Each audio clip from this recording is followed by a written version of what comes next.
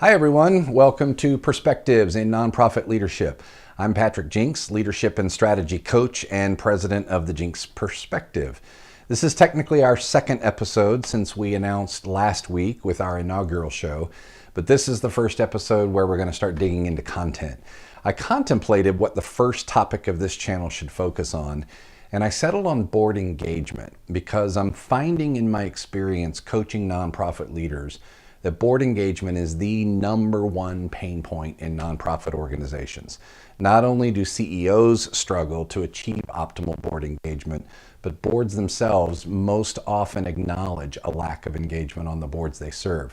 What I've also found is that more often than not, it isn't that board members don't want to engage, it's that they don't know how to engage. One of the questions I've been asked is, whose responsibility is it to foster board engagement?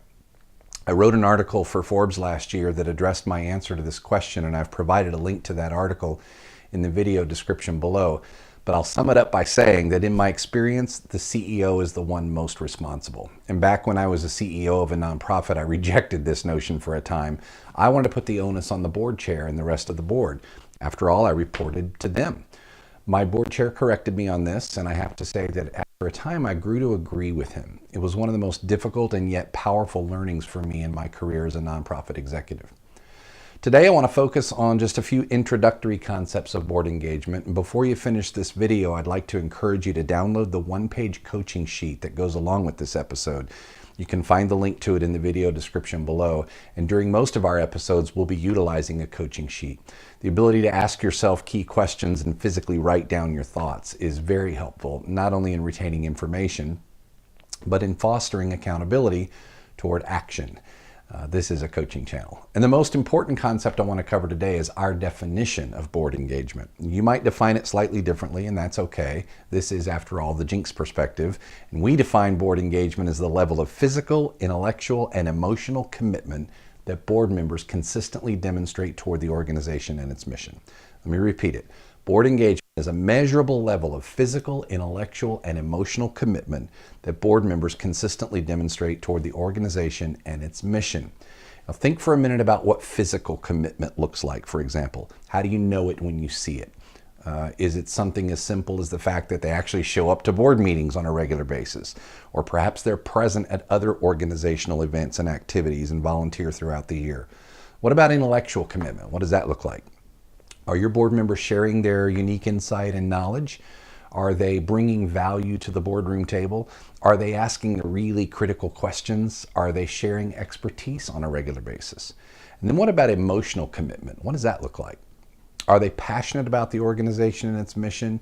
Do they genuinely, authentically demonstrate that they truly care for the organization? Are they championing the organization as a proud ambassador out in the community? There's a lot of examples we can apply to these concepts, but I want to encourage you to think about them as it relates to your board. The next important question I want to ask you is, on what level is your board engaging? Many boards have high engagement, but that engagement isn't being exercised at the strategic level where I believe boards should live. About a year ago, we conducted a survey of 100 nonprofit leaders across the country. These were nonprofits of all shapes and sizes, and the results were stunning. It turns out that, at least among these nonprofits, the typical board meeting takes place about 6 times a year and lasts for about an hour. That's 6 hours a year that your board is together in one place working on the organization and its mission.